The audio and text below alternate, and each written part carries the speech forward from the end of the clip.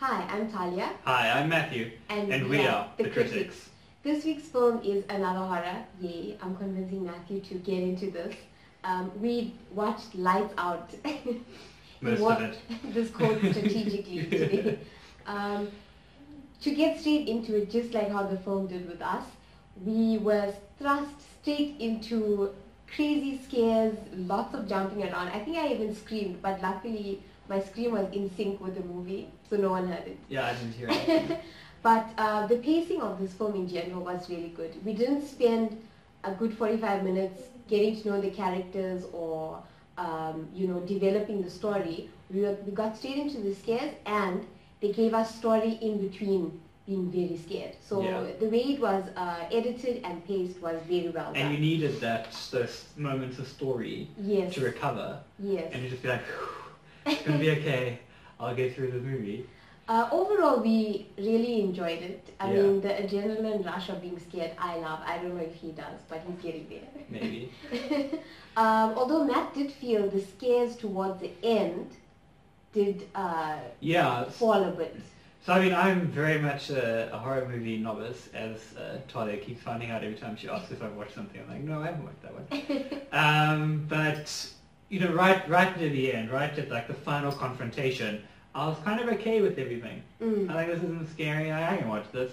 And the demon monster had kind of lost her mystery. Her mystery and like her motivation, and we went to show, it's only so many times you can throw someone around the room without being scary. On the topic of the villain though, the demon, Diana, she was really good. I thought a very clever, well-written sort of character. Her backstory was cool as well. Yeah, it was really interesting and intriguing. And they let it, and they leaked it at a good pace. Yeah. And we were just saying, we left wanting to know a little bit more about Diana, but if they did tell us more, it would have just, taken away that whole mystery, and you wouldn't have been as scared when she sort of cropped up whenever she did. Yeah. The unpredictability of her was really cool. Yeah. Like, you did not know what she planned to do, whether she planned to just hug you or like because kill you. Because the relationship between Diana and Sophie, so the mom, is a really interesting one, because it's only, you don't know whether Sophie's okay with Diana being around until right near the end. And so you know, well, this is a demon that gets along with people. Like, if they all just were cool about it, would she be fine? So I think that relationship was an important one in keeping the plot interesting, Diana interesting, and the scares interesting. I think as strong a villain as, say, The Grudge, and The Ring as well. She reminded me a lot of those. And such a clever thing, because you've got to put the lights off. You can't be in the light all the time. And she's only there when the lights are off, and she gets closer and closer and closer. It was really scary. Well, I'm setting up these lights in my bedroom. Floodlights and keeping a torch. Yeah. Very, very cool scares. Matt, do you want to tell us about So I think the cast did a really good job and fulfilled their role. I think if you were to be a bit critical of them, they're slightly one-dimensional characters, but I think they all fit into the role that they needed to play, and they all played their roles really well. Also smart characters. Like, very important. The two kids, well, the older sister and who was very pretty, very, very beautiful girl, and the son was so cute, the brother. He was so cute and so clever. They weren't just like helpless characters that were just stranded, and they weren't stupid either. Like, when they realized what her weakness was, they made a plan, and you never felt that they were backed into a corner and wow, they're definitely going to die.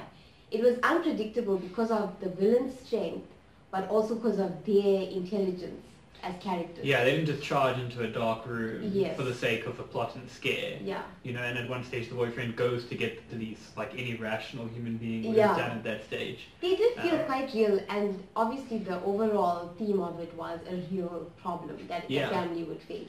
So, and I mean, this movie is very clearly about the problems of depression, and I think deals with it. I've never experienced depression, but deals with it in a very real way. I mean, we were talking earlier about the relationship between the demon, Diana, and Sophie, who's the one who's who is the depressed one in this movie.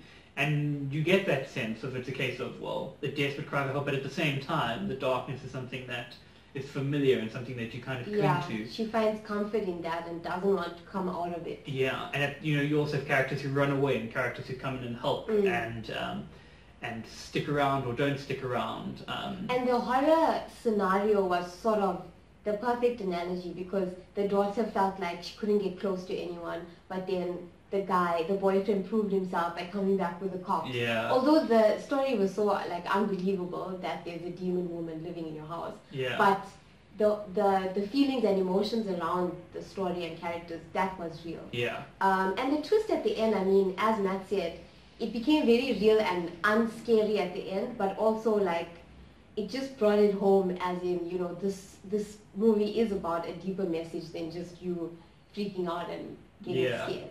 So that was a good thing. Yeah. Also an analogy of load shedding. In South Africa, turn on the lights. Always keep your things charged. That is a good thing to take from this movie. We'd be screwed if this demon was real. I know, I've got like gas burners. South Africa's prepared.